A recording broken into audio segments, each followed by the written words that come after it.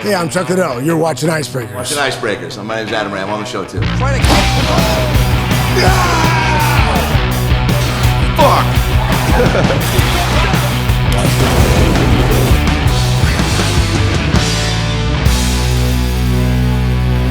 Icebreakers, back at it. Chuck Liddell, Adam Ray. Special guest today.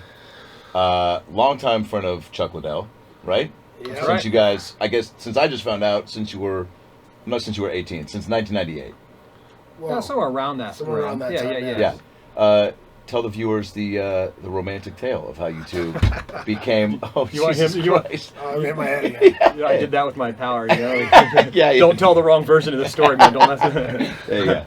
Well, we met on Bumble. Yeah, And, dude, it was going then. Yeah, people yeah. don't know. It was only out to like 500 users. You know, it had a was very- recent resurgence, you know. Yeah, yeah.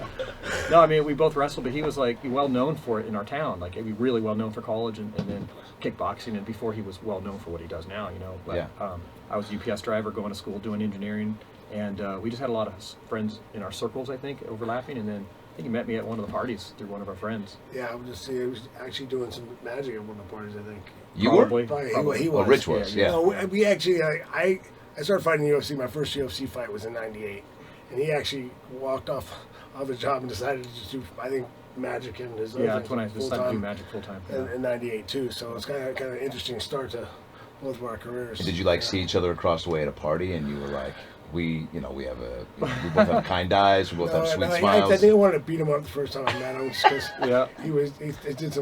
he does some tricks that make me piss me off because I can't figure him out. Oh, it makes you feel stupid. Are you one of those guys? No, not at all. I don't do those. No, they're more like I don't getting feel his head. But he's really good. I mean, it's like okay. It blows your mind. It's like okay. There's no way. No, I don't get that. No, Yeah. you can't. 'Cause usually I figure out. Okay, I can figure out he had a chance to do this. He had Right. a chance to do that. I Right. get it.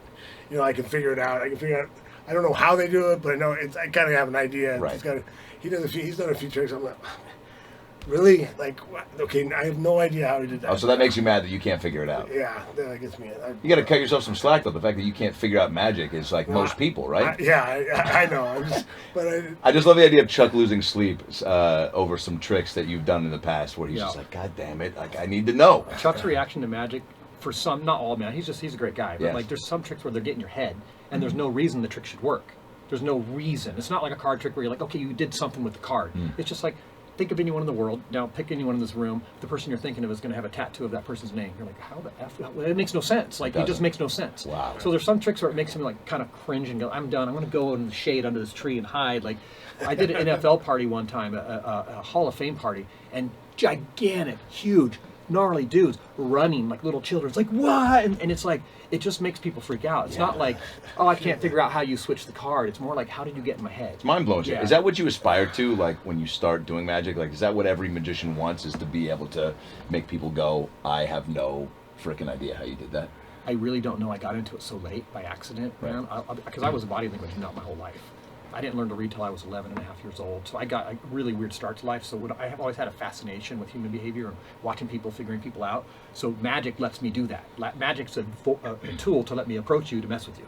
So most magicians, I think, like do it to hit on chicks, maybe, or Oh, like, to really? get attention. Well, yeah, that book you know. used to write. Well, yeah, there's that, but that was That was a good marketing, book. man. That was marketing. That was a great book. That was just marketing. What's the book? It's stupid. It's just. Are we allowed to talk about it? Yeah, it's a book called Tricks to Pick Up Chicks, but it's not. It's a pun. It's actually not tricks to pick up chicks like those dating books, like the seduction books. It's really like bar bets and magic tricks, like tricks, magic tricks To pick to up pick. It's just a rhyming title, and now Coincidentally- I've gotten some backlash because of the Me Too movement. People are like, "Oh, that's one of those seduction books." I'm like, "No, it's just magic tricks. It's just magic. It's just magic It's tricks." just funny. So It's a chicks, funny- tricks to pick up chicks. Yeah, anyway, yeah. Coincidentally, I wrote a book when I was 10 called Chicks with Dicks and Magic Tricks. So Oh my it was, gosh, It was, yeah. it was Wow, kind of you a, beat to it, yeah. it was a different take on just the whole, it was a different time. But, okay, so are you into magic as a kid? Because I No. was, you weren't. No. I feel like most kids, or people that get into it were at, like I have a friend, Normal. Justin Willman, who I think, Oh, I know Justin. Yeah. Yeah. He's got into it pretty early and Just incredible. just incredible, Yeah, yeah. Like my mom bought me a magic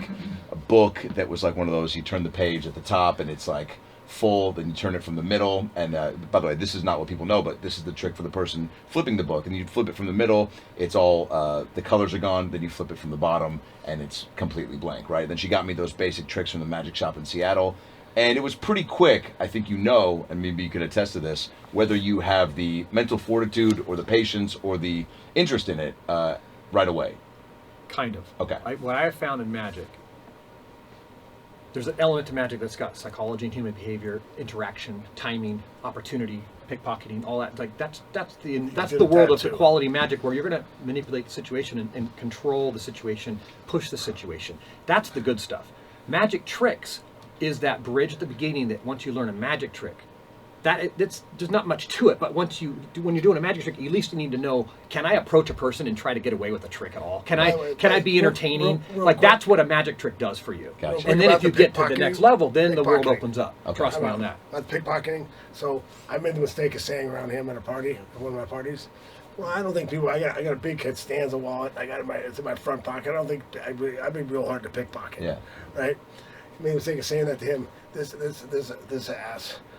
He pickpocketed me, put his card in my wallet and put it back in my pocket. Card he signed. Yeah. Card he signed. Well, during in the your trick. defense, those were strong roofies he gave you, and so Yeah, you were out for a couple hours. Right, you're right. Yeah, no, it was a kids' Wait. party. I wasn't even drinking. Wait, I didn't have an excuse. that's crazy. He actually Yeah. pickpocketed me and put my wallet, took it out, put his card in, and put it and.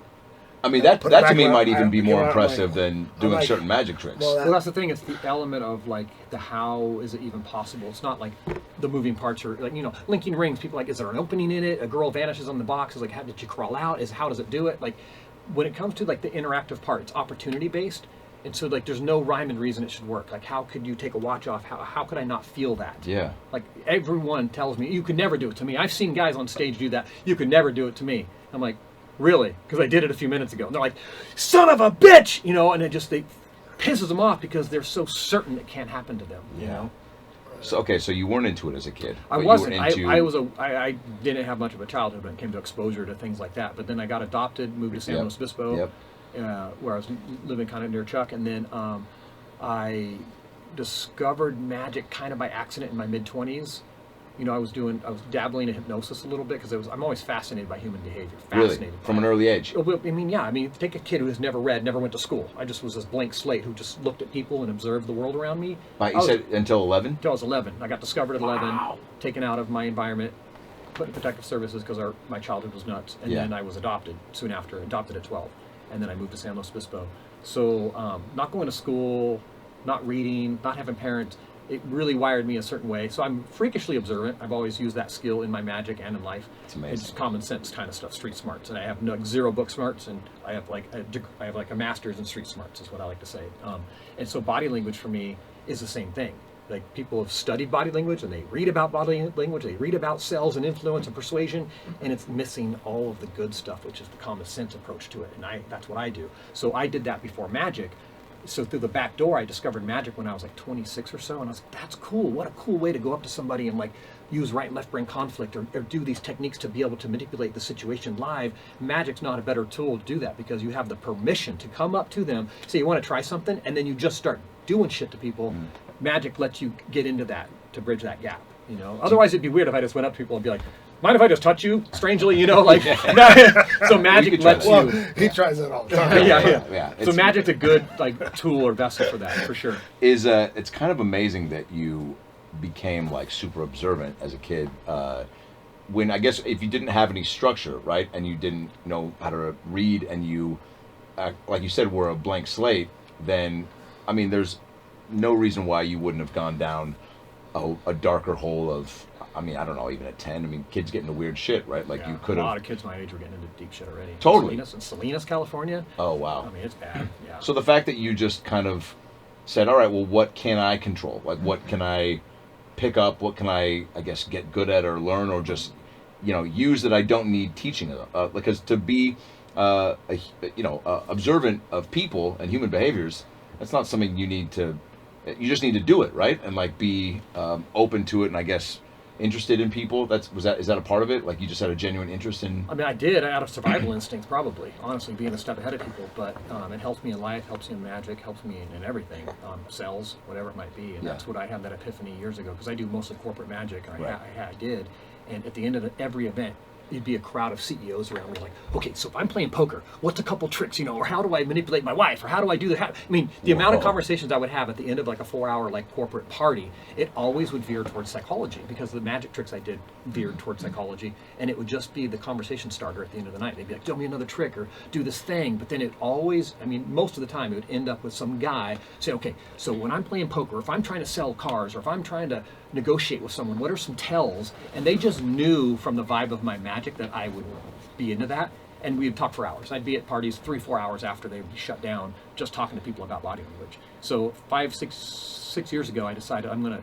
go that route and teach the skills I have that I use in my magic to control people, and let you learn it from a very unique perspective, because I'm self-taught from the street smarts angle of body language. Wow. It's all about applied psychology. I studied psychology in college, and there's theoretical psychology and the stuff you read in books, but that doesn't really have much of a place in how's it going to help you make money in sales? How's it going to help you in negotiations? Yeah, here's these terminologies, and this means someone's sad, and all this stuff. So what? What are you going to do about it?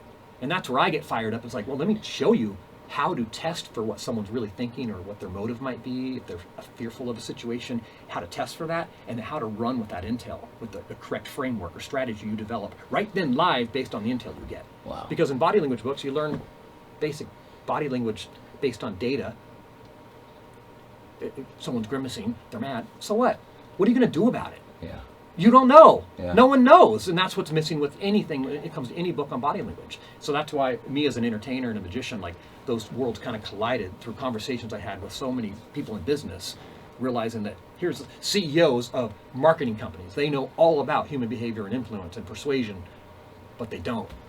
And I talked for 5 minutes and I was like, oh my gosh. So that's kind of what kind of led to the direction I'm going in now. What came first, the interest in entertainment or like wanting to help people? Because clearly it seems like that's now a true focus. I don't But know. even in entertainment, right? Like all of us wanted to, at some point of what we're doing, we love it, but we're all, attracted to the idea of like putting on a show, right? I guess. I mean, I was extremely shy. I was not the guy in class. Get me in front of the class and do a speech. Like, oh, really? That's the class I would fail. Like, I hated getting in front of people. Were you that way, until Chuck? I was like 25, 26. Oh, I wasn't a good speech guy. Yeah. I didn't like to be in front of the class or do. I wasn't big on. And I always said I wanted to fight. I love fighting. But Right. I didn't want to be an entertainer. I think I figured out I grew to like entertaining. Yeah. Now. Yeah. I think it grew on me. Yeah. You know, It's an acquired skill set. being an entertainer. Some people do it because they want the attention. Yeah. And some people do it because it's in their soul. There's a difference. Like when I discovered magic, that switch went off. I'm like, this is really cool. People like this. Yeah. Like, they dig it. Was there one night or trick where you started to kind of get into a flow where you saw a response where you're like, holy shit? Dude, this is a true story. Yes. So I met a magician. I was working with a hypnotist to help develop his shows, because he was a hypnotherapist, helping people quit smoking and this kind of stuff. And I said to my buddy, I was like, why don't you do hypnosis shows and make a lot more money? And he goes, no, my clients need to trust me. I don't want them to I don't want them to think I'm going to make them quack like a chicken and all that stuff. I'm like, but that's on stage at a corporate event. That's not in your clinical situation here. I'm like, I don't know anything about your industry, dude. I know a lot about human behavior. I'll tell you what, if I was going to hire you as a clinical hypnotherapist and I saw that you had DVDs and books and also did shows, I would think you're the pro, not the guy who only does hypnotherapy. Yeah. And he goes, never really thought. So I've used this own technique of NLP and framework against him, and he goes, that's pretty brilliant. So we started doing hypnosis shows, and I designed the props, all the sound, and I kind of ran the show. Wow. Well, I would warm the audience up with techniques about human behavior and how the mind is easily influenced. And so I was like, this is really effing cool. So I started getting that buzz with him. Then I met a magician who taught me some stuff like how to take a watch off someone, like the good, fun magic, right? So the very first time I performed magic, there was a lady at this yacht club in San Luis Obispo at Avila Beach. And I just was like, I'm just going to go for it. Like, hey, do me a favor, hold this coin. And I gave her a coin in her hand, and I took her wrist, I did the technique, and I made her look at me, and I did the whole thing where I controlled her thoughts, and the watch came off, and I'm like, son of a bitch, the watch is in my hand. What do I do with this? Oh, Holy crap. shit. I put it in my back pocket. I said, now, you remember the coin was heads, right? Look at your hand now. Now it's tails. She opens up her hand. She's like, I don't think it changed. I'm like, you don't remember it was heads? And now she's confused. She's like, well, you know what?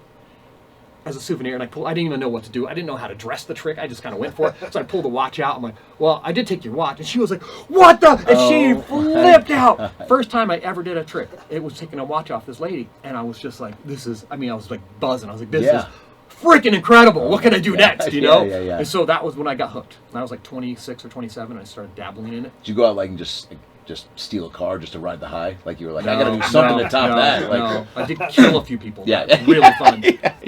If you need, call me. No. Yeah, if you need a guy. No, so I got hooked very quickly Okay. with that interactive kind of magic. Yep. I never did a magic trick where it's like, here's a prop, here's a gizmo, here's a thing, let me present it to you and pretend I'm doing it.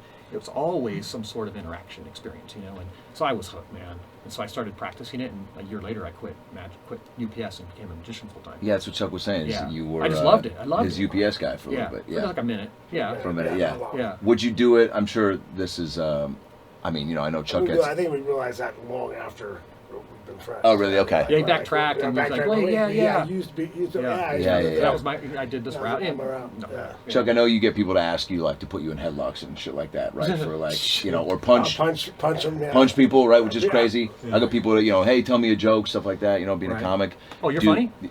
No, but I get paid to pretend to be. Oh. Yeah. Okay. It's always good in a podcast. You want to leave with less self-esteem than when you came in with. So I appreciate that, Rich.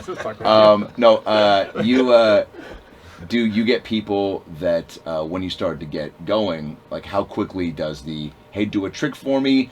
And I'm always curious with magicians, like, are you like, it's a good practice, like to get a rep, like, if you're doing close-up stuff or you're at a party, you're like, this is a way for me to practice versus like if I'm at a party and someone's like, tell me a joke, I'm like, well, I need like the stage, the mic, like there's other elements, but you can, is there benefit in doing that or do you get annoyed? 100%. Yeah, okay. No, I did. I mean, I did it nonstop at the bars downtown, hanging out with friends. I would just walk around and I would just look for like, I'm going to try this thing with a cell phone today. I'm just going to make up an idea. You just come up with just... Yeah, nonstop. And it's just like little opportunity-based things, And how can I get my photo on their phone with me holding a card, but then get you to think of a card and then have you get ready to take me a picture? I'm like, go to your camera roll. And there's already a picture of me holding your card standing where I knew you were going to take the picture. So it's a lot of pre-work, but then they're like, how? I didn't take the picture yet. Whoa, and it's my card. Well, it's like they don't know that I swiped their phone, I took a picture, I posed with the card that I forced on you. You thought it was free choice, but then you take the photo. And it's like, it's all this circus.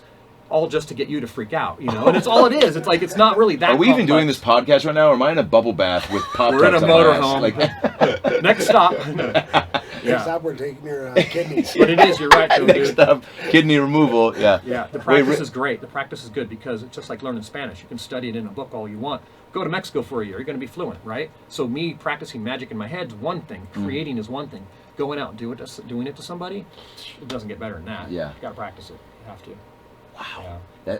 Aren't you just like, to even have your brain be wired in a way to think, like what you just spelled out for us, like thinking of taking the picture, getting him to think, pushing the card on him.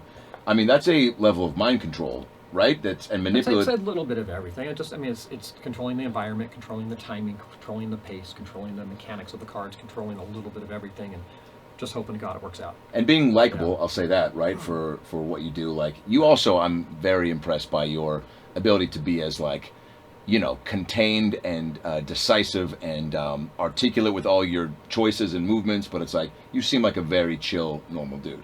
I think that helps because if you're, except for the little twitch you just had right there, but other than that, like you're having, Bob, stop. But, other than talking to people in your head, like you're very normal. No, but that's I think that helps because you want to seem relatable and chill and not be so showy, right? So that people kind of let their guard down and just kind of talk to you as a show. Yeah, if you're doing like interactive magic, it really helps to be one of them. Personable. Yeah. Be personable. If you're on stage, do you put on a show? Because sky's the limit. You're doing a show. It's not. You're not interacting as much. So were there people you looked up to magic wise, or did you just like want to be in your own lane? And we're all influenced by somebody, I've been in my own lane because I started so late. But by the time I was probably 32, 33, I started really rubbing elbows with top guys around the world because it's a small community. Yeah. And there's just different guys, Cyril from Japan and my buddy Andrew from LA. There's just guys that are I introduced you one time to my buddy Andrew, and I was not joking. I introduced him to Andrew. I said, he's one of the best magicians on the planet.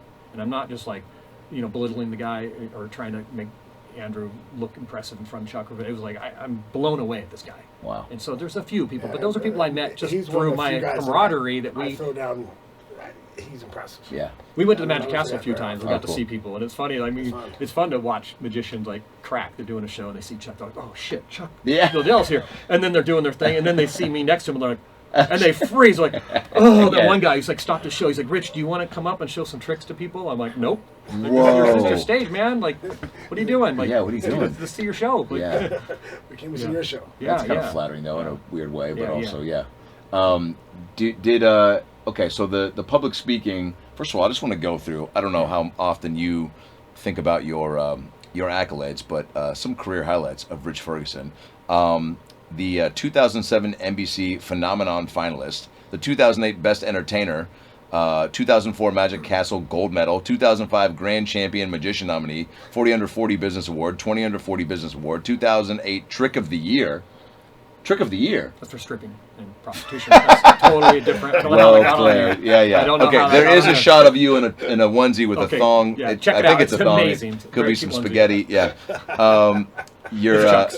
feature on the He stole it. Can I have it back, please? That's why you're here, Rich. You've been featured on the front page of the New York Times, Pacific Coast Business Times, San Luis Obispo Tribune. Showcases chip tricks and card handling skills at the World Series of Poker in 2006. Talk about that for a minute. World Series of Poker? Yeah. So I went on tour with a company called Full Tilt Poker. And fulltiltpoker.com and .net are different. One was like illegal in the US and one isn't. So it's like a whole like legalities. But so I toured around with them, mostly in Europe, Germany and Switzerland and places. We did these big, massive tournaments of 8,000, 10,000 people. And that was the time I'm performing Magic. I'm at the height of my career. And they have me up on these massive jumbo screens doing Magic to like a German crowd. You know, I was thinking, I said, you know, it's like all this stuff, and I don't know what anyone's saying. Good luck. Good thing they all speak English too, you know, Yeah. which is really cool. So I'm up there doing basically gambling demonstrations and card tricks and body language kind of stuff, but poker chip stuff as well, on these massive, massive screens for crowds like the Staples Center. It was an incredible Wow. experience. So they just brought me in because they knew I was writing for Bluff magazine at the time, Yep. doing some just poker chip stuff and body image stuff, and then I had some DVDs come out around that time on that industry, that card handling and stuff, and it just kind of one thing led to another. Yeah, so cards for you. yeah, Yeah. so then it just kind of one thing led to another, and here I am in Europe, Side. just sitting at tables with all these poker stars, and we're just touring around doing our thing, and That seems like a it's- natural progression at some point to be that dialed into just human behavior Yeah, right. and mind, not mind control, but just being able to, again, like we said, kind of, persuade people or Right. manipulate how they think. So yeah, of course But even the opposite of that, instead of just persuading them, sitting back and doing nothing and just watching is the best. and watching them make Just- choices just- based on just you not watching doing them anything. do nothing. You're not even. You don't. I don't exist at a poker table, and I'm just watching people. This girl here's chewing her gum. Hands come around, and all of a sudden she chews faster, or all of a sudden she stops chewing. Holy If she shit! stops chewing, she's bluffing, 100%. She doesn't want to be seen. She doesn't want to exist. She's like, don't call, don't call, don't call, don't call. She wants to freeze. She stops chewing her gum. So I turn to this girl, I'm like, so you know you stop chewing every time you bluff? I bet she never chews gum Oh anymore. Like, it's my just God. looking for, like, it's more about being a Sherlock Holmes and just looking for clues. How do you looking do for intel. that and focus on your own hand though? You're just able to, compartmentalize. Want to know a secret? Yeah. So here's what I do when I play with my buddies. I did Crack? this for 10 Yeah. years. Pocket cards dealt. If you don't play poker, you get a couple cards dealt to you, and then you share the rest of the cards at the table. And so I get my pocket cards, and I lift them up. I don't even lift them up. I don't even look at my cards. I feint, I shadow lift. I lift up the corner, but don't lift them, and I stare right at the table. And all I'm doing is watching the table, and I'm looking for anyone else that looks at their cards who like sit up a little taller or hold their cards a little closer. 99% of the time, those are fantastic cards. Good starting cards. Wow. Because they're engaging. Yeah. They're protecting. So they're exhibiting subconscious tells that let me know they love what they just saw. Or I'm looking for the guy who looks at the cards and I see two people. Typically, with one buddy, Greg and mine, every time he had his cards, he would just sit back and shove his cards forward about a foot. He's going to fold as long as no one bets. He's going to stick around, but if someone bets even a penny, he's going to throw his cards away. He's got crap. Yeah. So it's just looking for that shift of behavior, and that's all I would do. I never looked at my cards until I was bet into or it was my turn to act. Why do I need to? I don't need to know my cards yet. I need to know what your cards are. That's what I need to know. So I just look at it differently. It's like, those are all opportunities for me to watch you. Why do I need to waste my time looking at my cards? I don't know. I don't need to know yet. Does Chuck have a tell? Have you played with Chuck? I feel like Chuck. Oh, I probably have a million. Yeah. I don't feel know. like We you just haven't started really giggling like a played. little I know we kid. haven't played. We but haven't I'm really not the played. We best. hang out with. And I don't have that. I don't think I have the patience for Yeah. poker. Like Chuck, show me your face if you had a royal flush. Yeah, see, that's what I'm talking about. See, that's just fucking, Yeah, you'd no. fall apart. Okay, or like, I probably make them. Yeah. I don't know. So here's the other thing too. We could talk about body language in a minute, but Please. I'm telling you, man, all that wrapped in every aspect of my childhood, magic, poker, my whole entire life, all of it had one common thread: human behavior. Every single thing. Because I don't do magic tricks. I do human behavior dressed up with tricks. And so body language is like amazing. So like Chuck, you're saying, what's his tell? He doesn't know his tell. But I'll tell you what, if he was betting, he said, let's put $1 million on the line. Now he's going to exhibit some tells because we just put in a stress factor. Right. Now there's something at risk. Like I was in the World Series of Poker in 2007, and I was actually. We get it. You're famous. No. After 2 hours, I just wanted to leave because even if I won, I couldn't come back the next day because I had to go to training camp. Oh shit! On Monday, I couldn't make the next day. Okay. The next day didn't matter. I couldn't come back. Right. But I was being paid to be there. Right. Oh so shit! I paid. So after 2 hours, they said we'll play for 2 hours, and we don't care after that because I was on the main table, right? So I'm playing against a good guy, and I'm just like, I'm looking at him, going, look, I got it. I'm like, I don't. I'm trying to go out. I went all in. I went put this big bet in with when I thought I wasn't getting. I got it on the last card. I'm like, I got it. Just don't stay away. Yeah. And he thought I was just. I'm trying to go home. I told him I'm trying to go home. I don't want to be here. This guy gets so honest at the table. It's like it's a shark. Just unraveling. So I just destroyed one. It was a pretty good player. And you got a lucky hand. You had the turn of the river. Yeah, it was like I was playing 8-2. I was trying to get out of it. Wow. I got 8. I got a pair of 8s, a pair of 2s. Yeah. I'm sorry. Wow. Sorry. And I'm like, it happens. Oops. Yeah. But like I said, they're trying to read me, and I didn't want to be there. Well, I'm sure that applies to fighting as well, right? Like, let's shift the. Forrest was playing in that same one, getting paid to be in there, and right. he hadn't looked at his cards yet. He wasn't looking at his cards. Didn't really know how to play, so he was just getting paid to be there.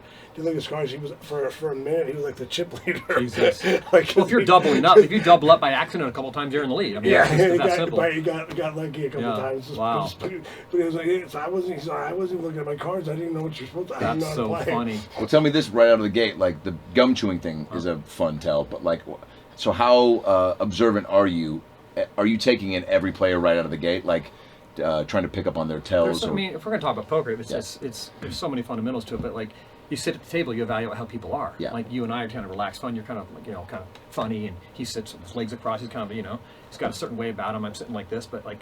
I like an airplane. I'm not the guy who takes up both armrests. Some people naturally do, so they're just a little bit more cocky, and so they're going to play cocky. So there's little baselines of like, okay, this guy's an ass, he's going to play like an ass. This guy's reserved, he's going to be a little reserved. So sometimes a reserved guy can be sneaky. They're intelligent people. They know math. So you have to evaluate the people. But then it comes to the shifts of behavior. You watch people, and you see when they fold, if their feet go forward, they're which is usually a sign of comfort, which is something they would do when they like their cards. So you start to see these like things that start to exhibit. You're looking for the change. Like I don't care if you sit there a certain way. I really don't care. But if you shift during a stimulus, like someone raises and you watch this person now gets hot and heavy or starts to go, I don't know, and all this bunch of song and dance, I'm going to pay attention to those kind of things, because if the song and dance matches what I believe it is, which means it's all bullshit, his cards are fantastic, because that's all acting, he knows he's doing it, he's aware he's doing it, so therefore I'm going to bank on the opposite. So I'm going to pay attention to moments like that. But in general, I don't pay attention to everything because it's so misleading. Totally. But it's the big shifts of behavior based on when there's a stimulus. Yeah. That's key. Key, man. And that's the same in dating, poker, negotiations, hiring, firing, sales, especially in sales. You're trying to get lead generation. You don't know if the guy's just going to waste your time. They want to just go shopping for houses, and they're telling you one thing, but I can look at them in 2 seconds and be like, yeah, they're wasting my time, versus, no, this guy's serious.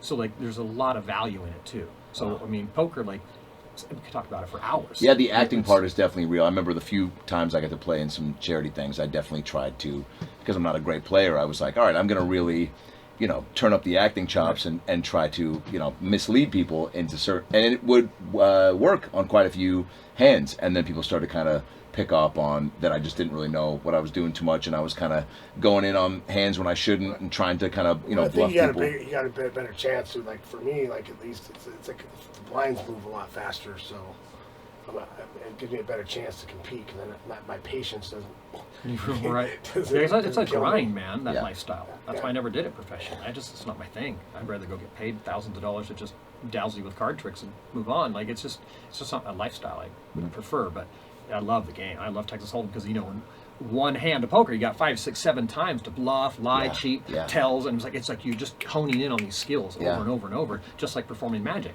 I'm doing magic live to people. I can't afford to mess up, so I got to reel in my mistakes and test the water so much to make the trick work, or a variation of the trick work. So like you have to be on. You start to learn the rhythm of human behavior really, really well. How have you handled, I guess, hecklers? Like the way a comedian went on stage, or if Chuck's in the ring and people were screaming out, obscenities that he might, one might trigger something, from the childhood or something. Right. Like if you have somebody at a party that's like bullshit, or Right. just being an asshole, Right. or like, let me see the cards. Let me see Let me see. Can I use my cards? Yeah, how Like, do you? I mean, that's. Can I fuck your wife with my dick? Like, there's a million answers to this. Like, there's so many answers. Like, do you want to play this game? Like, come on, dude. Like, you want to come up stage and show us a really shitty trick? Let's go. I got 5 minutes. I'm gonna drink some water. Like, Is that kinda I will not. I'll take prisoners when I perform. Yeah. Wow. I'm not like Andrew Dice Clay. I'm a very clean performer. Yeah. And very funny. But if someone's gonna be like blatantly rude, Yes. that's different than a heckler. Yes. But like someone's gonna be rude, like to that degree, like, oh, let me see what you got in your pockets and all. I'm like, you're interrupting the flow, dude. I was about to do a thing. Now I can't because your eyes were all focused. I've been leading you guys a certain direction, and I'm saying, what was it again? Your name was, and I'm doing this thing where I'm drawing attention to one spot, and the guy makes you all look at the table. The trick's over. I mean, literally. So, will you say that? No, that for me, the trick is over. I got to start over. People don't know that because I'm building up a scenario to make something happen. And so like, he does a real good job. Like you're going, okay, wait, and you figure out that, wait, that didn't work. Oh wait, that wasn't that wasn't the main trick he was doing. Right. Oh yeah. There's a lot of misdirection in that. Misdirection where you're like, what, okay, well, it's like, oh, messed up. But can you? Like, Yeah, so you'll start over. I'll do it. He's talking about a purposeful stuff. Like, Like, your card. personally, Oh like, man, say something like, I'm oh, sorry. I'm You know sorry. what? Give me a dollar bill. Give me a dollar bill. Try a different trick. You reach in your pocket and the dollar bill's missing, but the thing that was like the card you signed is actually there instead. And I'm like, oh, that's weird. Yeah, and my yeah, deck yeah, card yeah. is your money. I might buy it. My bad. Like I don't know how. Those that are my happened. favorite. So those are that's what I'm saying. accidental That's things. Yeah. Those accidents, But yeah, hecklers. purposeful So accidents. you do comedy. Yeah. So hecklers for you is probably different than me because my stuff's very much like I need to control these moments, really fine-tune control. So if someone is a heckler, for me, I have an advantage as a body language guy because I can go up to a crowd like at a CEO party and I go up to this one table and I'm watching people, literally watching feet, and I'll see that feet are all angling. Like in our group, they might all be going toward Chuck because he's the ringleader, let's say, right? So I'm like, this is the guy I got to get on my side right now. When I walk up, how you guys doing? Hey, you want to try something really? Come here. He's like, we're going to fuck over your friends. This is what we're going to do. And like, he's on my side instantly, right? Or I'm going to take him down if I see he's the controlling one and people are paying attention to him, but from a controlling, cocky standpoint, and they're kind of like, God, I wish I had a break from this guy. I will take him down. I will crush him. I will do a trick. Man. I will do a trick where he thinks he got me, and then it's one of those ones at the end where it's like, there's a punchline and everyone's laughing and they have no choice to be like, dude, he got you good. He will never mess with me the rest of the night. So like there's two ways to deal with it. And I can evaluate that by just watching the crowd who's in charge. And I need to get that guy on my side right now. It's like looking at the lunch table in elementary school, right? You see who's kind of like king of the table, the kids that are kind of like stealing lunch or what. I mean, in any social situation, there are those levels, right? Of like who's king of the table, who's there, who's kind of the chatty one, who's sitting in the on the sidelines. Does that? I mean, that's got to be really gratifying to do that at a party or an event where you see. It is. I mean, it's a skill. Yeah. But it's not always happening that way. Sometimes just people are just, oh, Richard, come to our table. And I just show up and I do my thing, and it's great. I'm just like open arms. But sometimes you run into that. What was the trick of the year? Do you mind saying or that you won for? Because that's a big honor, I feel like. There was a trick I created. So a lot of magicians create, like your buddy Justin. We all create things. Yeah. Give it to the magic community and people use it and stuff. Cool. There was one trick called, I think it's called Tagged, but it's a series of tricks. It's like, it's a system. And it's a system like, about pickpocketing we talked about earlier. There's also a technique in magic called put-pocketing. Like, what was your name again? And I touch you like this, but I throw a coin in your pocket. So it's like putting stuff there that I'm going to use in a trick later, or putting a fork, or putting stuff in you or on you that I'm going to utilize later in a trick that you don't know is there. So it's put-pocketing, the opposite of pickpocketing. And so I had this stupid idea in 2004 probably. I was like, what if, because predictions, like if you're doing mind reading, think of a person right now, don't tell me what it is. And if it was just written on the wall, that's cool. But what if like I had a picture right here on the table? I said, think of anyone in the world. And you're like, is it a celebrity? You're like, yeah. Is it a female celebrity? You're like, yeah. Supermodel? Yeah. And I turned over a picture that's been here the whole time. That'd blow your mind. Yeah. So when it comes to mental magic, the prediction, the reveal is kind of like, that's the crescendo, that's the punchline. Gotcha. So I did this thing in Vegas where I had words appear on vehicles in the street when people were thinking of words. I think of a word, you got one? I'm like, send it to me. I'm going to catch it. Oh, I missed. Oh, it's on that bus. And it's like literally the word the person's thinking of is on a bus, like that kind of stuff. So then I had this trick that I sold to the magic community, which was a really simple system, really, but it's how to do various ways to gather or push words on people, but then have it appear on them. So you saw me do that at one of the parties, I'm sure, where you think of a word and then the word is tattooed on you. It's just so weird because there's no reason it would happen, Right. but it's shocking, and here's why. Because there's a right and left brain conflict. The one hemisphere of your brain, depending on which dominant you are, one part of the brain is like, whoa, how did he get my word? The other part is I'm trying to understand how did it get on you? And they compete. And I've had that trick happen where people, they like shudder. They literally, they spasm because both are firing so hard that both hemispheres are fighting for information. They don't know what to do. And so that's why it's a powerful trick, not because the trick's so great. Right. It's a cool trick, but it's like, it makes people shut down. It's wild. Yeah. Motivational speaking, right? Have you been to any of his motivational speaking seminars, I don't know. conferences? I doubt it. No, I haven't. No. Did you know he did that? Yeah, I did. That- I know he does. Surprised? No? Not at all, right? Not Yeah. at all. No, he's I feel like great. from the get-go you've had that he's- that in your pocket to be able to inspire without even No. trying. No, man. What kind of got you interested in that? Well, when I was in my 20s, I volunteered a lot for like AmeriCorps, Big Brothers Big Sisters. Oh, I ended wow. up speaking at some events about my childhood because it's very unusual. And that kind of was the first time I ever did that. And it wasn't my bag, but it really seemed to have touched some at-risk youth. And I was like, this is cool. So I did that a lot when I was in like my 30s. And then, like I said, performing corporate magic for so long, at the end of the night, people always talking to me about psychology, and it kind of led toward this thing. So I started developing a seminar a few years ago and then a keynote. And so it's only been a handful of years that I've been doing that, and that's kind of the direction I want to go now. Because as a magician, I could do things in my program that makes it really memorable and fun, versus just me telling you dry, raw data about body language and statistics. It's like it's kind of like it's education, but when you have magic in it that I use as analogies or to get your attention or make it fun or memorable, it's like the best of both worlds, you know. Yeah, that's Just like- huge. yeah. Those things just keep people interested and probably make them remember the things Yeah, you're talking about more absolutely. so. Yeah, their takeaways are great because I mean I've only done 2 full-blown corporate retreats, no 3 now, and I'm doing a keynote next month. Yeah, that's right. So this is the direction I'm going full time now, and it's so fascinating because I can do magic in it. I still get that magic fulfillment, but I'm not just the magician on stage. I'm now educating people with all these techniques I've gathered over the years, and I've stripped it all down to here's what works. Period. It works. You know, there's like 1,000 different types of kicks. There's a few that really work. You know, it's the same kind of thing. It's like I'm not going to teach you, all this definition and all these theories and like what psychology could or couldn't mean based on your childhood or whatever. That's really doesn't have a place in negotiating somebody, knowing if they're trying to manipulate you or how to influence them in sales, or in poker or dating, whatever it might be. So I've stripped it all down to just raw, actionable information.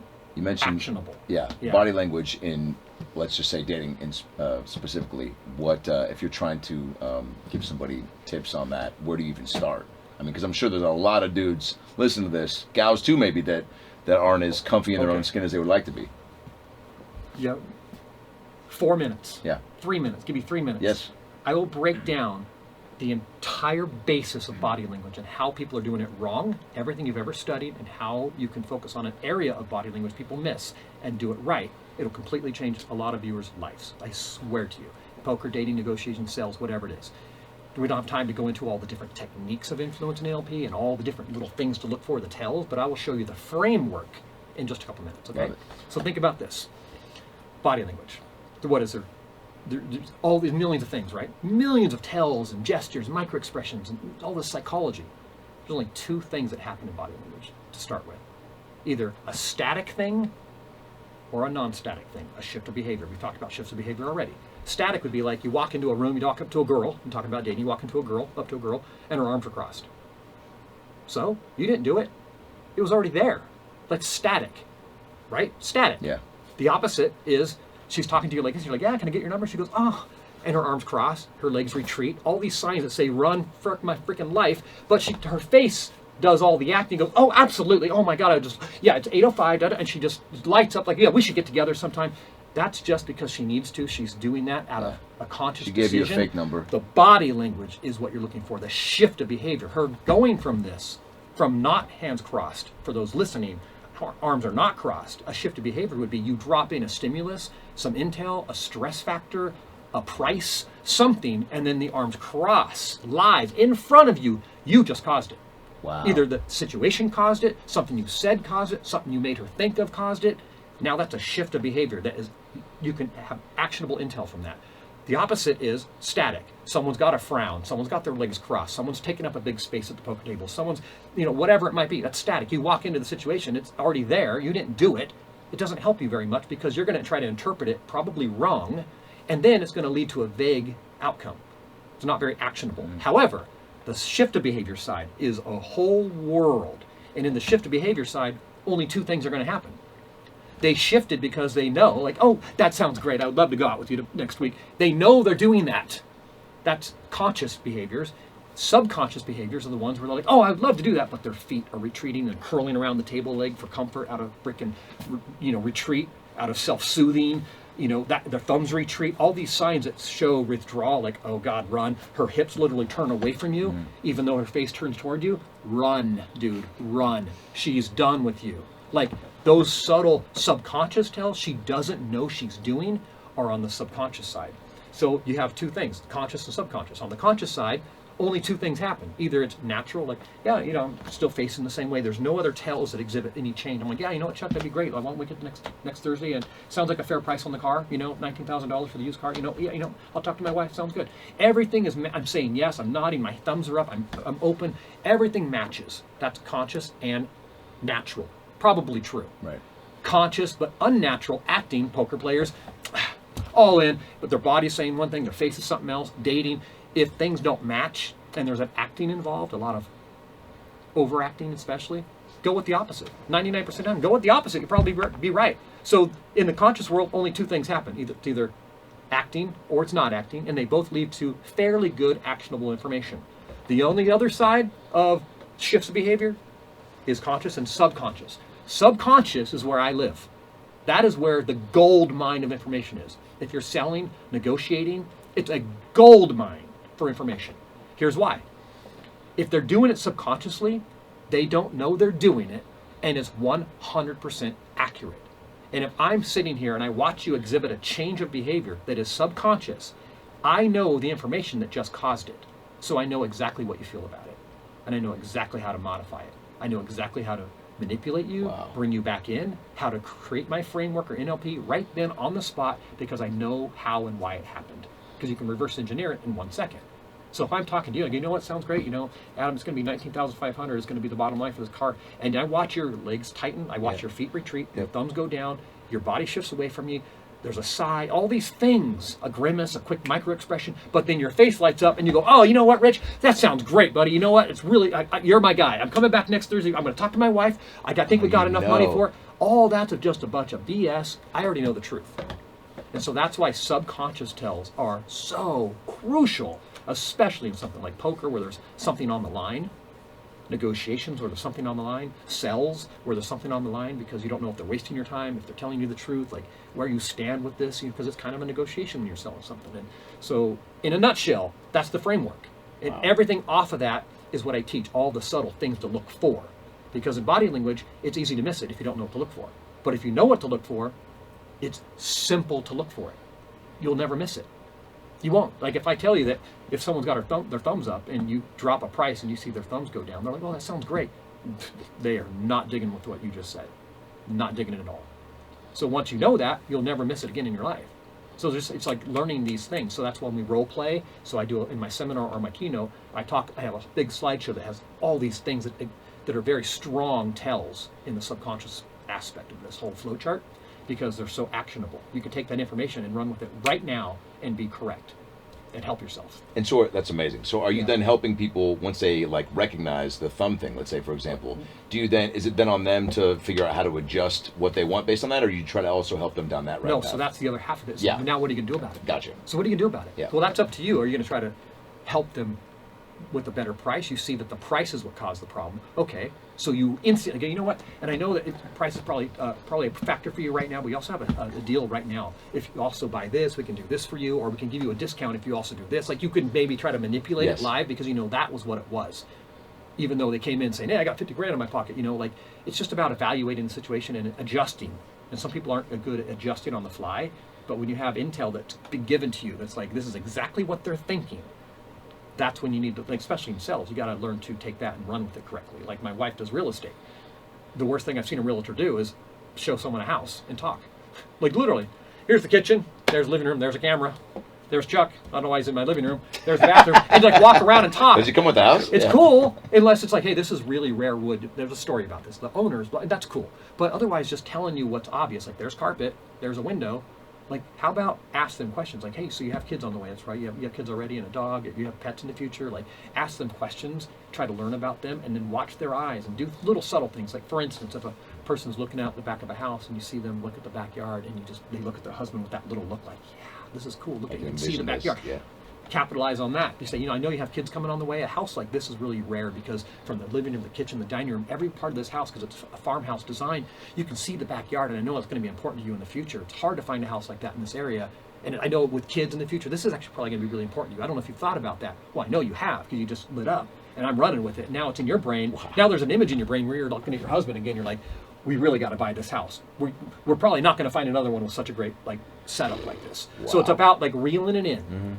Capitalizing on stuff that's been given to you. Is there even, I'm sure, Chuck, in the fight world, like there's got to be body language things that you can pick up on? We were talking about that earlier. Okay, I cool. mean, I do that all the time. Like a good sign that I hurt somebody with the punch is like, give me a wave off. Like, oh no, that was nothing. You know, oh yeah. I mean, can you give us an example? We can just take his word for it, Rich. But yeah. When I fought Alistair Overeem, like when I fought him over in Pride, I hit him with a straight right, and he'd go, oh no, I don't know, so I came right back in with what looked like it's going to be a straight right and threw the overhand, and that's what set up my knockout. Yeah. So I mean, it's one of those things we try to read the body language a lot, not quite to the extent he does. Yeah. But, there could be something in like Chuck's eyes, though, right? If you're alongside that, you could even pick up on, or no? I mean, so here's the thing. It's interesting. In his industry, he knows that specific thread of what he's looking for and feels it. And he's in tune with it as an expert, far better than I would as a body language expert, because he's looking for those subtle things in every industry. That's because he's not taking that and trying to influence that person, but he's doing it to protect himself. He sees this person moving a certain way, and their hips move. He knows they're stepping back before they step back, or like, you know, like telegraphing a punch, like someone's winding up. It's like you see it coming a mile away. Yeah. He probably sees stuff at such a fine level way before we do, because that's his world, you know.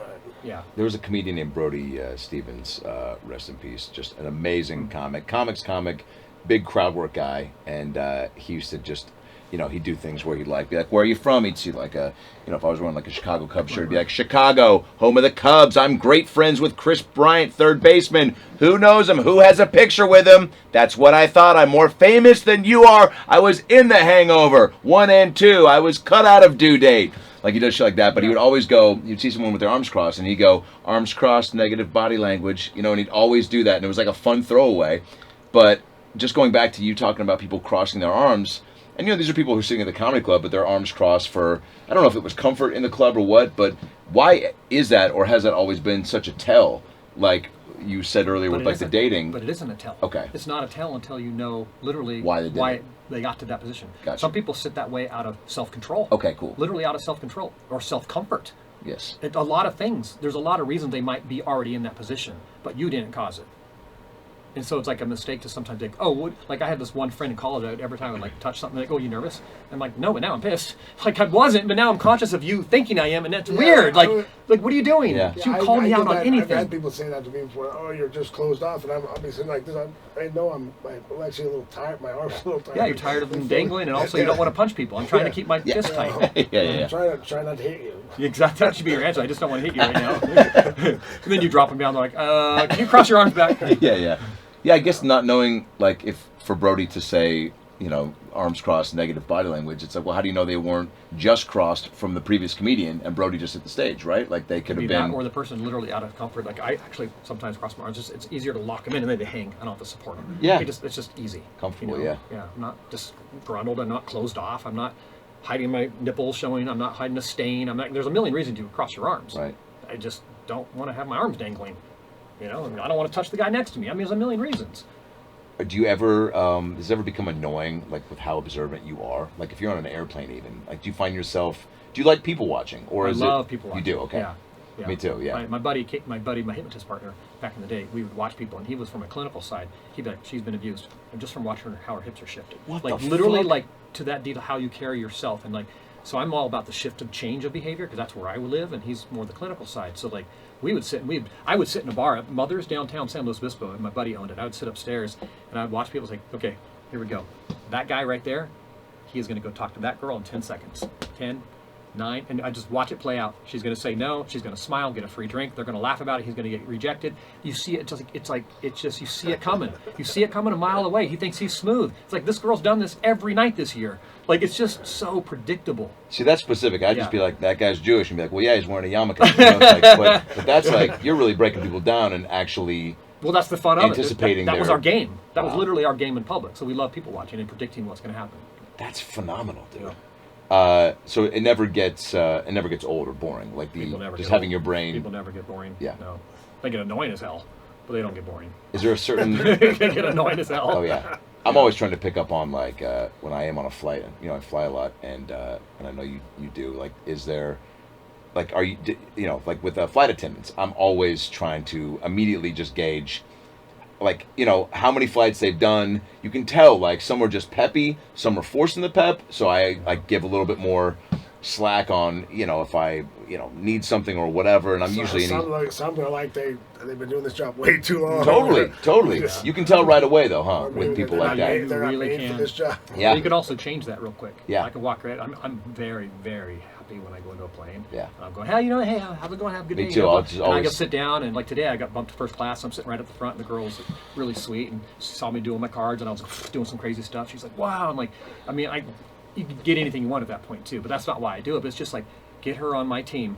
It's just. But that's a the way good to do rule it. of thumb Yeah. in life. I mean, I found that out. I think whether reading about it or hearing it, and just being an innately, nice person, like, and also learning from my own experiences of when I've gotten frustrated and allowed that to bleed through and like get upset with someone at the desk, knowing well and full that it wasn't their fault, and like you're killing the messenger, and like once you really like give benefit of the doubt and kill it with kindness, and that's why I try to do with crowd work, and it's why I keep audiences on my side, because I give these hecklers a chance and be nice, and then have more justification and jurisdiction to slam them later, especially with the crowd being on my side, which is a great tool. But even just in life, trying to get things like you just said, like being nice, like who knows, the bump in first class, people could have seen you be nice and go, this guy's a.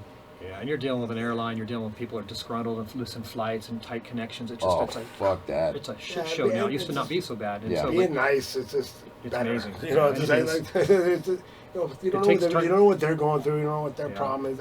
What's caused them problems that day. It's No. just easier to be nice. And like you said, you get bored from being nice and being an ass. And it turns our knob down too, because we're high anxiety people and we just go and thinking a lot, and it's like we're moving all the time and doing a lot, and it's like it turns that dial down. Because if I could just be chill and talk to the girl next to me who's got a dog, I'm like, you brought a dog on the plane? Where'd it go to the bathroom? You've been in the airport for an hour. Like, how does that work? And so I chat with her as soon as she sat down and broke the ice, because otherwise it's just that awkward thing. You're like 3 hours of sitting next to this person and like, just so are they weird. gonna talk to me? I got cards up. They're gonna ask to do a card trick. I just don't. Oh, Want to do really? It right now, and like, so I try to try to practice a little bit, and I guess I don't know who's next to me that's going to ask. Oh, and, man. But sometimes it's cool because I break the ice and talk. It's cool. So when you take cards out, like that's just a way for you to kind of. It's almost like with basketball players that like walk around the basketball. They just kind of get in the feel. Just kind of warming up. Yeah. And staying limber and yeah. But you're almost asking for it at that His point. mechanics are really good. Yeah. I can fix a car like you can't believe. Yeah. It. Oil change. Need an oil change? that Need an kind oil of change? dude. Call me up. Yeah. Yeah. He's really good at that. Did you always?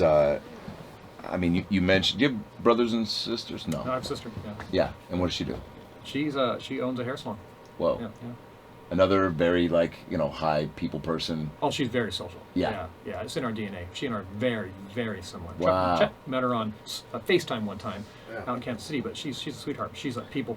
All of our friends, she and I both, I think, are the glue between them all. Like I swear, Amazing. Just very social. So what's that like when you two get together? I mean, just It's- party city. Well, her husband and my wife just roll their eyes. They're just like, Yeah. like last time I was there a few weeks ago. Literally, I was in the kitchen with some other relatives and some friends of hers, and I don't know. She came over and tried to give me a headlock or something, and her husband just like, I just ignore it. It's just like these two, like it's just they're in their Yeah. own world. That's amazing. Yeah, it's kind of funny.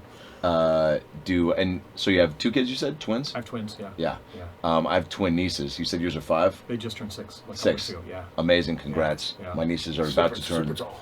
super tall. Yeah.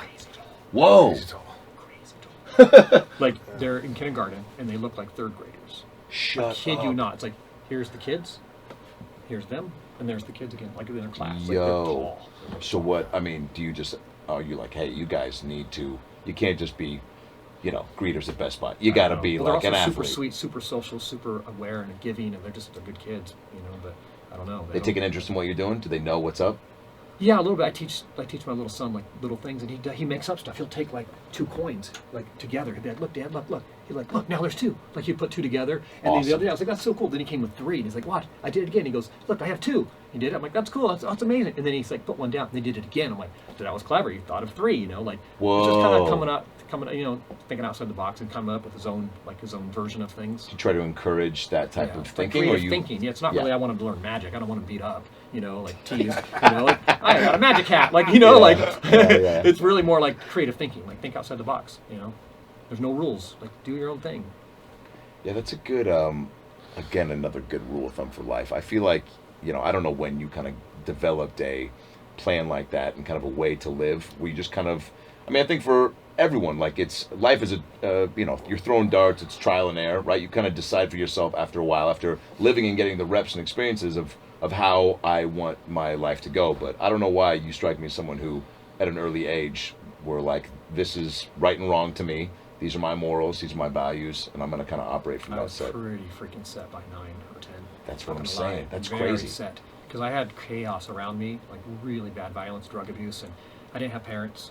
I was just a lot of what drove me into this world of just reclusive, just watching people as a kid. I didn't have friends, I didn't have brothers, sisters, I didn't have parents, didn't go to school, didn't know how to read, so I'm just like freakishly observant, right? Just evaluating people, who's going to try to beat me, try to get me or whatever. So by the time I was adopted, I just like got in school and got back on course right away. Right away. Right away. But I was set. Like my adoptive parents were pretty strict. They thought I was going to like try to be a troubled kid because of my Salinas background. Yeah. It's like I was a good kid.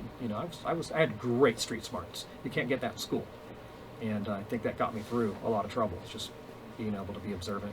Can you speak to that, getting adopted and like what that was like? How long were you in like I don't know, a group, a home? No, I never. No, it's a long story, Yes. man. There's As much as you want to There's a tell. couple documentaries on the internet, on my website. And Wow. If people want to check it out. Where is that? On richferguson.com. Great. Yeah, you'll go to YouTube and check it out. It's got the But, full yeah. story. Yeah, there was a documentary that won an award at a film festival a couple years ago. Oh, wow. A few film festivals, and it's called Becoming Rich, and it's a full hour-long documentary about just my career and how I came from where I came. Oh, definitely watching that.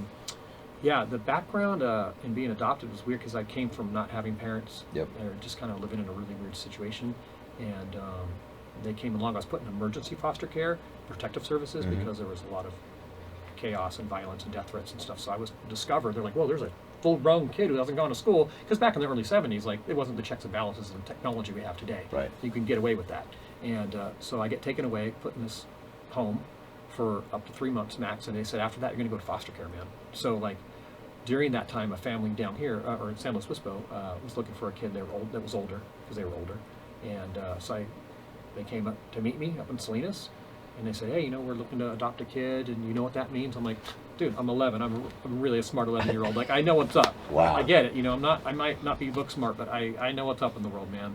And You're like, sir, I already stole your wallet and yeah, your seriously. No, cock I ring. just Yeah. I was like, I didn't speak much, and I was very like sheltered, but like I got how the world worked and what people were up to, and so they took me back to the ranch And You got a good vibe from them? Like that's they seemed like a good family, and then the rest of the family was amazing. Like, cool. Really cool uncles and aunts and cousins. And Yeah. stuff. But after a few months, they said, "Hey, so you've been living with us for a little while. Do you want to make this official?" And I'm like, "Okay.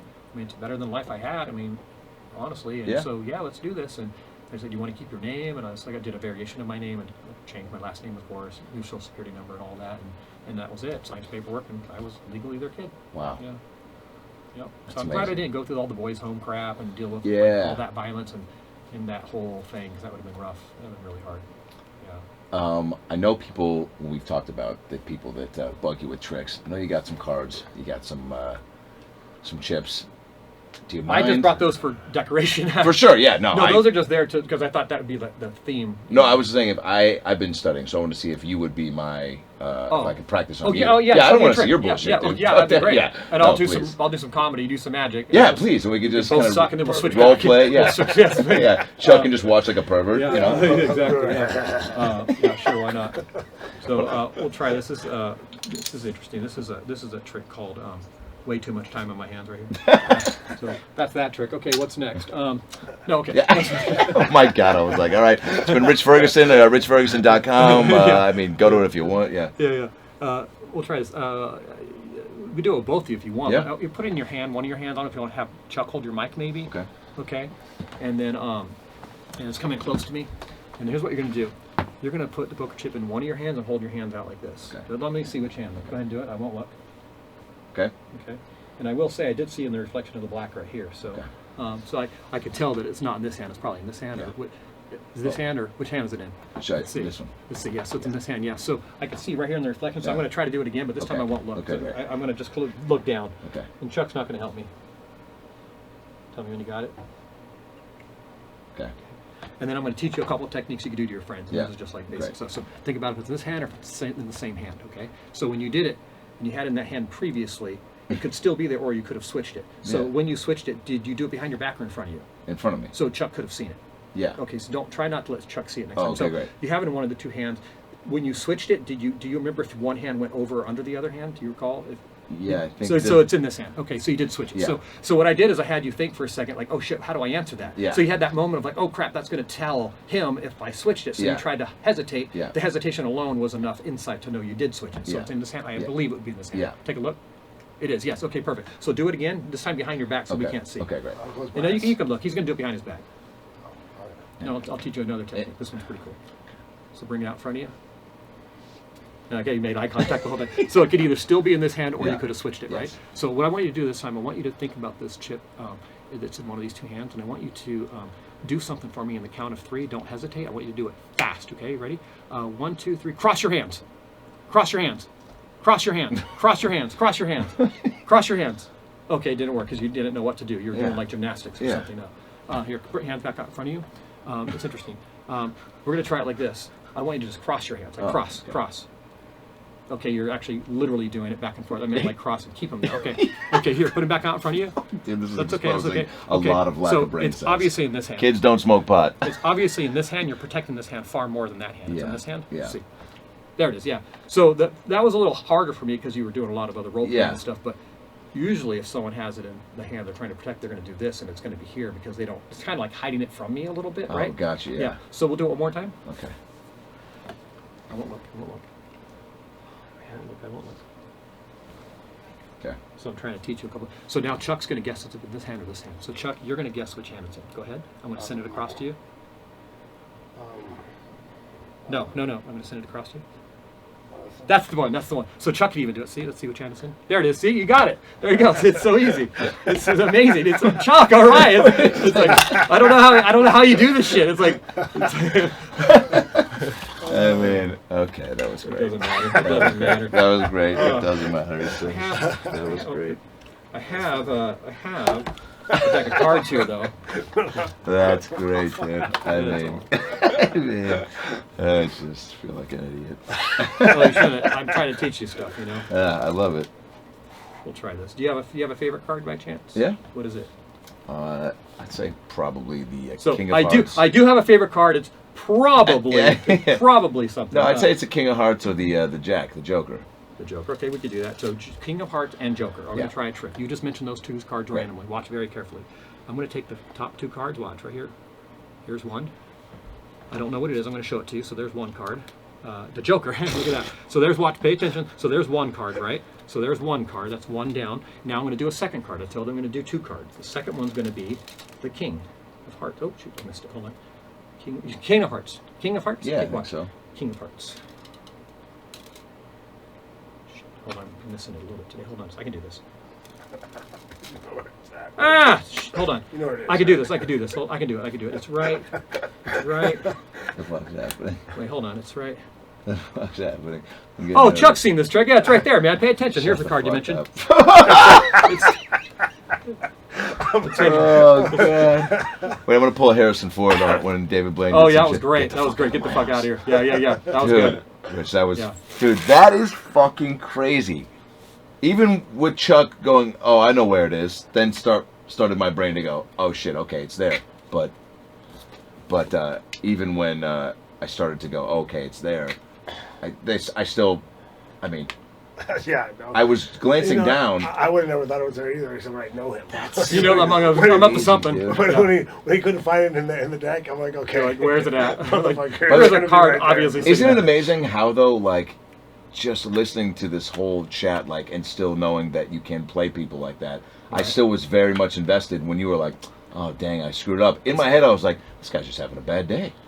Like, I'm like, this is just a rough magic day for Rich Ferguson. And then you're like, no, dum it's fucking right there. Like, that's crazy. It just adds a little bit of fun. I mean, it's not really to make fun of people or anything. No, It's but kinda but it helps for people to, again, like you being like, oh man, like, let me try this again. Like, I had empathy for you and was like, I hope he figures there's it a roller out. coaster there. I'll tell a little tip about magic that I came across years ago when I first was taking watches off people. First time I did, I was like, hey, here's your watch back. And then I felt creepy. I'm like, why did I give it back? Why didn't I, like, do something else? Like, why didn't I put it on my wrist? So I started doing stuff where I try to get a guy's watch on my wrist while I'm like, here, you write something down on a piece of paper, and I'm going to go over here. Look, a minute later, and I'm over here doing something, getting the watch on. He doesn't know it, and I'm over here doing this, and I cover it up. I'm like, all right, got the prediction written down? Now, you wrote something down I couldn't know. I'm going to try to guess what it is. And I do this whole other trick, like three tricks later. Then later I say, you know, what time is it? Let me see, it's 7:15. Okay, I got enough time for another trick. And like, how long is it going to take for them to notice the watch? So then it was that version. And then it was like the thing that most magicians do that I cringe at, which is like hanging over their head, facing the audience. Hey, I got his watch, and everyone laughs, and he feels like a fool. I didn't do that for like 1 minute, and it built, and then it started to become like literally live in a show where I'm like, you know, you've been a great helper. I'm going to give you a souvenir, and I bring a box over that's wrapped, and they open it up. Inside there, it's wrapped again. Inside there's their watch, and then it's like, how did that happen in front of the audience? So that's kind of cool for like a show. But then the thing I started realizing is the psychology of it. If I'm going to take some watch off, I have 2 people here at a card table, let's say. And I take this dude's watch here in a card trick. I'm like, here, dude, hold the card like this, put it between your hands, boom, got that, boom, okay. And I'm setting the watch up, and I got the band almost off, and then I say, now we're gonna try this. Keep the card face down on the table so I can't find it. Boom, boom, I take the watch, right? Say I take this guy's watch. Later in the show, when I reveal that there's a watch, I'm not gonna do it to this guy. I'm gonna do it to another guy. Next, hey guys, thank you so much for watching the show. I have one souvenir for you before I go, and I bring this thing out that's sealed. It's in an envelope. It's been licked. It's like in there. You can see the window, and there's a watch in it. I say, missing something? And I rip it open, and I pull out the watch, and it's dangling right here, just out of his sight. I'm like, missing something? The whole audience loses their shit, because they're like, no way! So they go from nothing to here, and then I go to this guy, is this your watch? And he goes, no. They go down, not all the way down, just partly down. They go, oh, that would have been cool. I didn't think that was possible, but they don't go all the way back down. And the guy just messing with you, it's his watch. The difference from here to there, and then back to at the end, it's double. It's a more impact, and I get a little humor out of it. I get a little extra punch. It's like they think I messed up maybe, or whatever it is. So I like these roller coastery moments where it feels like I messed up maybe. Yeah. I think you get more out of it. Totally. I don't know. Yeah, That's no, just my opinion. It really does. I mean, it really works. I mean, You sucked me in. That was an emotional roller coaster. Hey. Go ahead, it Chuck. took me a second, but it took me a second when I didn't think anything of it until he messed up once, and then I'm like, the second time I went, oh, it's gonna be there. I know this guy. It's gonna be there. Just because I've seen you do it so many times. Yeah, versions of it. Rich, so where can when you're traveling and performing, you're going to start to get back to that, right? Yeah, we're Which is working exciting. now. Yeah, things are opened up. Corporate events are happening. Keynotes requests are happening. It's all happening. Thank goodness, man. Where do people find all that info or try to book? They just and go all to my that? name, richferguson.com, and everything's on there. It's a great site that has just kind of what I offer for magic, what I offer for keynotes and seminars for body language and influence. And And Like like I got a said, bunch of good pranks on real pranks on Yeah, YouTube. I- like his, You got a some big of his YouTube his page, too? magic pranks back in the, like he. I mean, I still do it for fun. And so the thing about YouTube, I have, I don't know how many hundreds upon hundreds of millions of views on YouTube. A lot. Whoa. A lot. Awesome. And millions of followers on YouTube. Good for you, And it's dude. all been just shenanigans. It's not even, it's something I did as a hobby. It's not, I don't show like legitimate performances. I don't have one piece of a performance on there. There's almost 1 or 2 videos on psychology. Mostly it's just like screwing around with friends for fun. It's really like a side hobby to release some tension. Good But for it you. took off so big that like people will know me from that. But that's not really my professional side. That's not my speaking or my magic. Right. But they're related. It's great to have those clips to Yeah. get work, I'm sure, right? If people are like, hey, where I can we guess. check out something to get a sense of who you Yeah, are? some of that's on there. Yeah. I did a TED talk last year on body language, and it's really good. Awesome. And that gives you a good flavor. It's all on YouTube. People can check It's out. on YouTube if you look me up. Yeah. Okay.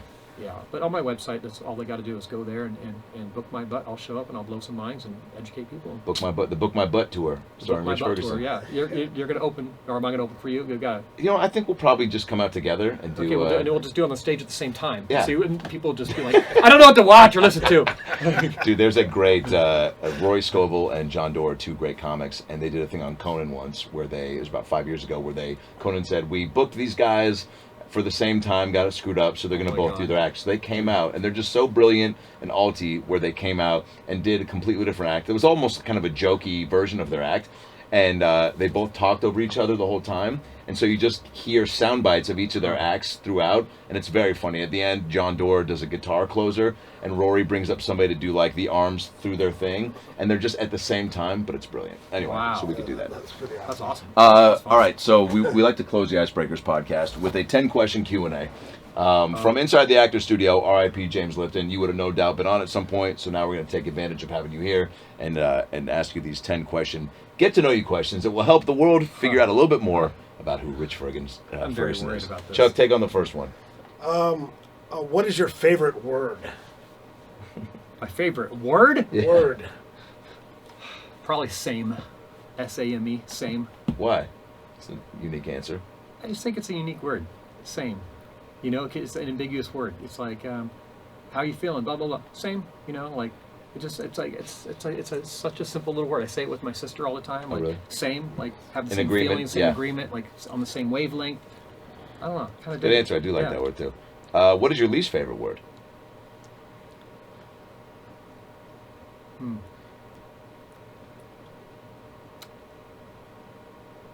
That's a great. Did everyone ask this? Yeah. Oh This is- yeah. yeah, it's just a, We asked I Matthew could have been McConaughey prepared these for- last week. Wow, Yeah. this is wild. My least favorite word? Huh. Probably something along the lines of can't.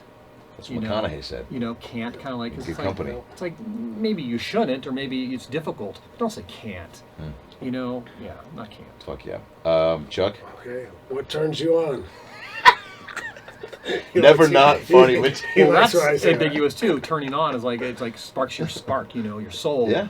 versus arousal. Yes. So you know, yeah, I think just human behavior really turns me on. Like literally, it sparks. It makes me excited. It's just like when I see people and I can adjust something and help them. I can see they're afraid of something. I can adjust that, and boom, they're on a different track. It's amazing. So just human behavior turns me on. It really does. cool answer.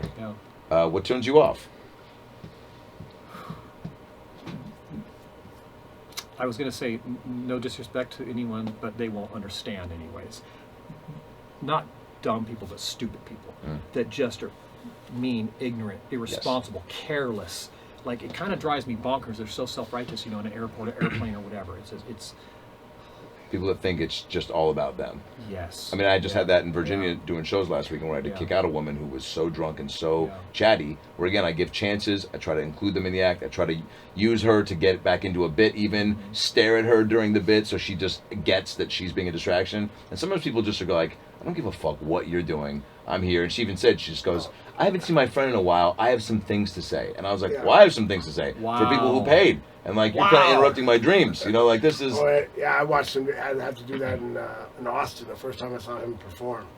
Wow. And Just it, yeah, I, was people like, that are- I was like, it's like, dude, like, how many times you got to ask you just to? You're talking in the front row and in the middle. You're making it hard for us to hear him. Yeah. Like, And once you start affecting the good time of other people, that's when I take it personal. And I always give chances. I always come in, kill it with kindness. I'm like, what's going on? What are you guys talking about? Whatever. What am I not? Is there a topic we can get on that maybe will resonate for you guys so you'll pay attention more? And then if they're sometimes that'll get them to go, you're right, my bad, and then like keep going. Or sometimes they're combative, and then I have to try to, and then sometimes they're just so fucked up they don't care. And I should have, Chuck and I joked, I was like, I should have been like, look, you guys can stay if you can beat up my friend Chuck. Chuck, do you mind coming up? Exactly. I should have done that. Right. And brought him up on stage. Wow, that's wild. Okay. What is your favorite curse word? Curse word? Yeah. Yeah. Oh, fucking cuss, Jesus. Okay. Oh my God, this is gonna be an awkward. There's a lot of good ones. Uh, You don't curse probably in your TED Talks, no? no, I definitely don't. Yeah. I don't really curse, but How about like when you get upset, and then if like great news comes your way, and you just can't hold back? oh man, that's a tough Is one. it a hell yeah? Is it a fuck yeah? A shit yeah? I really don't curse that much, but I think it would have to be something like shit, Yeah. because it's universal. Like it can be good or bad. Like oh shit, or like Shit. he's a piece of shit. Like Yeah. it's just I don't know. It's Yeah. one of those words- I don't know why. Carries a lot of power, Yeah, for sure. I think that maybe shit. It's universal too. Yeah, I don't know, man. That's a good- no, that's a good answer. Probably best I can do on that. We can accept that. It Yes, works. we can Okay, accept fine. that. What sound or noise do you love? What sound or noise? Yeah. Well, with someone who suffers from Asperger's, I like people to shut the hell up. I like no noise, so I don't like noise. I have earplugs in my pocket. I wear them almost nonstop. No I don't way. like noise. I don't like noise.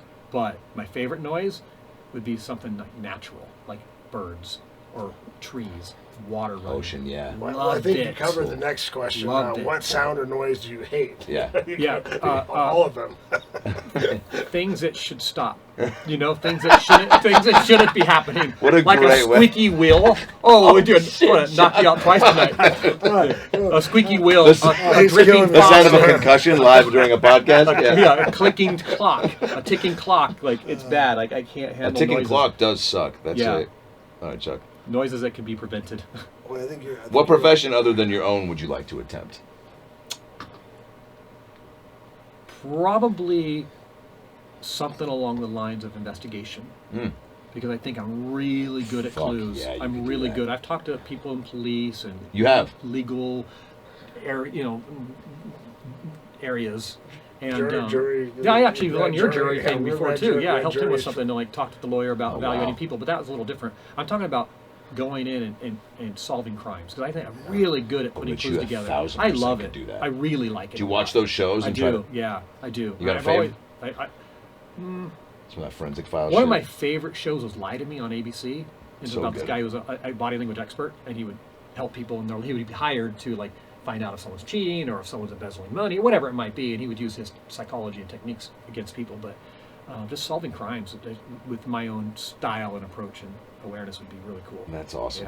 Yeah, What profession would you not like to do? probably magicians, magic type stuff. Like just such a geeks. It's I'm kidding. boring, dude. It's hacky, yeah. What I would not want to do, geez.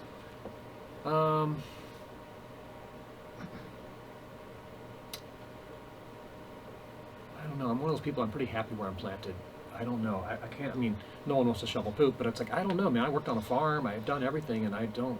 You have the ability to turn Yeah, whatever you're probably doing into a... stripping because I don't know. If Well, you I- did that, right? Been there, done No, I'm that. pretty pale. I don't know. I mean, Yeah, there's not a market for... yeah, it's.